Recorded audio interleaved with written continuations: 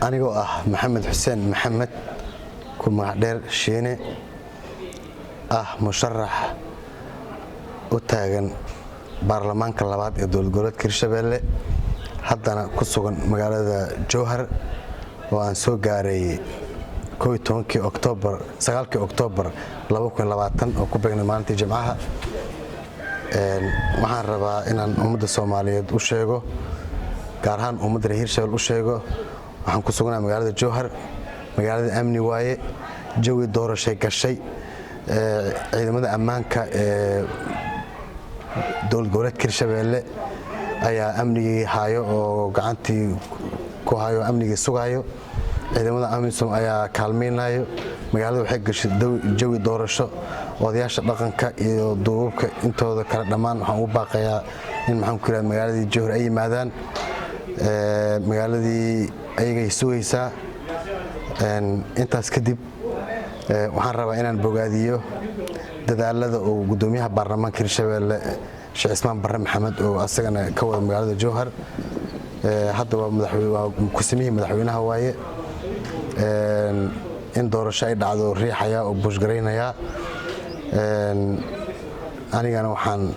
aaminsanahay in doorashada Hirshabelle waqtigeeda ku dhacdo oo aan dib loo dhigin maalin aan dib loo dhigin oo aan dadkan mataqaanaa la iska horkeenin intaas kadib waxaan rabaa inaan labadii maalmood aan joogo magaalada Jowhar dadka deegaanka aadan isu dhaxgalnay waa is wareysanay guddiga doorashooyinka aad baa loo bogaadinayaa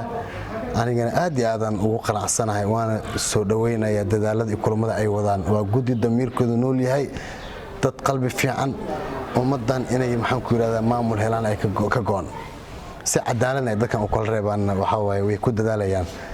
waan bogaadinay gudoonka iyo asxaabtiisa intaas kadib waxaan rabaa inaan sidoo kale bogaadiye dadaalada oo magaalada Muqdisho ka wado madaxweyne ku xigeenka Hirshabelle nabadoon Cali Cabdullaahi Xuseen Cali Qadar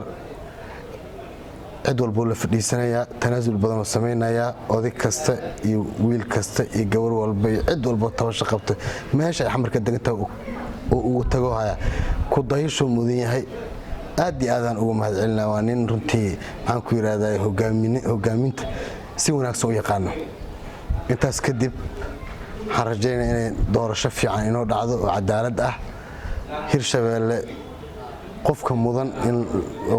deegaanka u hogaamiyeen ilaahayna waa ogyahay dadka Hirshabelle oo ogin annagana waa ognahay musharax kasta oo isku kalsoon ha yimaado Jowhar inta doorasho ku galo xamar isku dooramay xamar xillimaa lagu qorayo duubka dhaqankan waa soo socdaan hadii aan la yiraahdo adikan aad iyo aad idin kaga mahadcelinaa intaas aan rabay inaan idin sheego waan idin sheegay aad ma santii